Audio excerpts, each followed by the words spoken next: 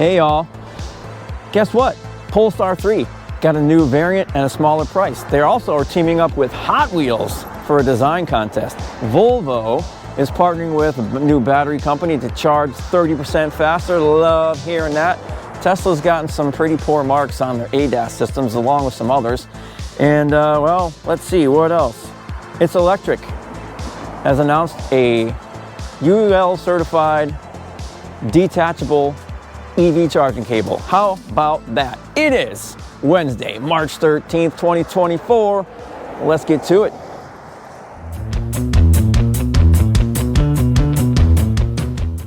Boom! Happy Wednesday, everybody. It is a gorgeous day here in my hometown of Long Meadow, Massachusetts. I was out here checking out these new NLX Level 2 chargers that have been put around town. And I thought, well, you know, it's such a gorgeous day. Daylight savings. Here it is, 20 minutes past 5. Still light out, still beautiful out. Why stay in the office? Why stay there? Let's do this thing outside. So let's get on to all the big time EV news that's going on today. So Polestar 3 has some new variants that they just announced as they're getting ready to go into production and start taking orders and start delivering sometime, you know, they're saying within weeks here in the US, which is super cool. But I love to see the fact that they've kind of lowered the price to put in a new entry-level variant that is going to start at $73,400. Now, that might sound like a lot, but the top spec is $84,900, and that's with all the goodies. But the entry-level variant is actually kind of good. It's a long-range dual motor. It's got the pilot pack, which they all have. It's all-wheel drive. Can charge up to 250 kilowatts, 315 miles of EPA-rated range, so probably more like 290. 489 horsepower, 620 pound-feet of torque with a 0 to 60 time of 5 seconds.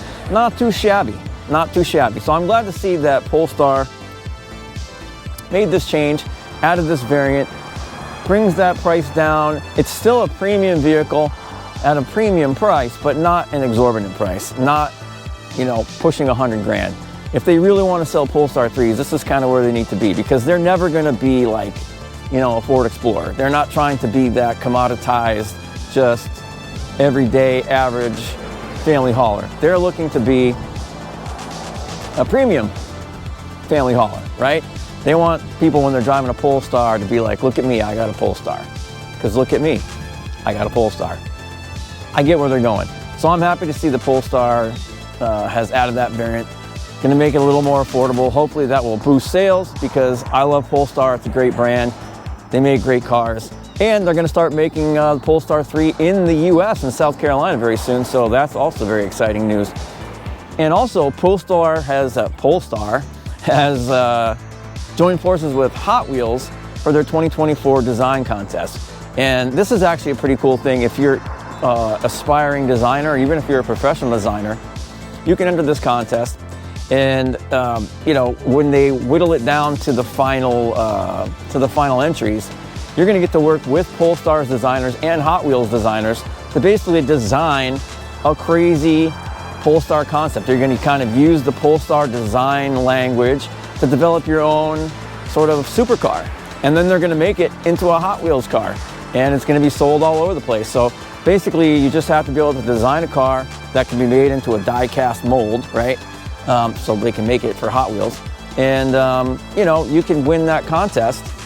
And a lot of the people that have entered, not even just the winners, but people that have been in the finals, have not only gotten jobs with Polestar designers, but they get jobs at other high-end design firms. So it's a good way, if you're a designer, to get your name out there and to get noticed. So if you are a designer and you're interested in designing cars, look this up, join that contest. You never know. I mean, you can't win if you don't try, right? So sign up. Oh, look at that. Sweet Rivian going by right there. It's a town full of electric cars. Speaking of electric cars, Volvo used to be partnering with my favorite brand, Polestar, but no more. But Volvo has teamed up with Breathe Battery Tech to develop a new battery that will charge 30% faster. That is super good news, because, you know, that's always one of the hang-ups for people that are sort of anti-EV or maybe don't want to make the change, is that it takes too long to charge. We all know if you charge overnight at home, who cares? But if you're on the go, you're on a road trip, you know, you don't want to be stopped for 45 minutes to charge. I think you do because it's a great time to pee and eat, but whatever. But you know, a 30% you know, savings on charge time. I mean, if you're stopped and you roll in a really low state of charge, sort of out of spec style, like 1%, and you want to charge up to like 80, a lot of cars is probably going to take you about 45 minutes. Well, if you could charge 30% faster, that would kick you down by 13 minutes down to, you know, only like 31, 32 minutes. Might not seem like a lot, but if you're in a rush, you're on the go, that could be a big deal. But you know, I think this is the way things are going. I say it all the time, like by the end of this decade, 500-mile range is going to be common, and you know, like 10 to 80% charging time is going to be like under 10 minutes, probably be closer to 5. So Volvo, Breathe Tech, they're going in the right direction. And I know Volvo has kind of divested themselves from Polestar, which still I say is unfortunate, but maybe they'll still share some of that battery tech with Polestar. I hope they do. And hey, It's Electric has announced that they have developed, and they're coming out with the first UL certified detachable EV charging cable, which is awesome. Why? Because now, imagine rolling up to a charger like this, or you know, you have this cable management, whatever. This one's not bad, but some of them, I mean, we all know, we pulled up to some level 2 chargers and had just a mess of cables. They're just all over the ground, all broken. Well, now It's Electric, their charging boxes, their charging stations, level 2, won't have a cable. If you sign up to use their service, they will send you a detachable cable. So when you pull up to their charger, you just grab your cable, plug in, start charging. You don't have to worry about the cables being all over the place, being a mess, tied in knots, or worse, they don't work because they've just been so abused by previous users, right? So I think it's kind of cool, and it's UL certified, so you can feel safe that, you know, you're not gonna blow yourself up when you plug that thing in.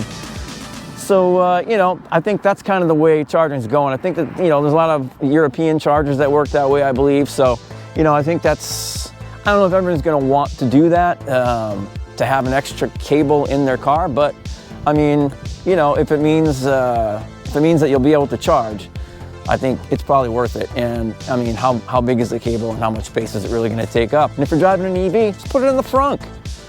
I'm assuming you have a frunk. I mean, again, I don't know why they make EVs without a frunk. But anyway, you can always find space for it. So it's kind of cool they're coming out with that. And now lastly, there's been a study about ADAS systems from Tesla and others that just proves that this whole like sort of self-driving, assisted driving hasn't really prevented many accidents. It hasn't really increased driver safety all that much.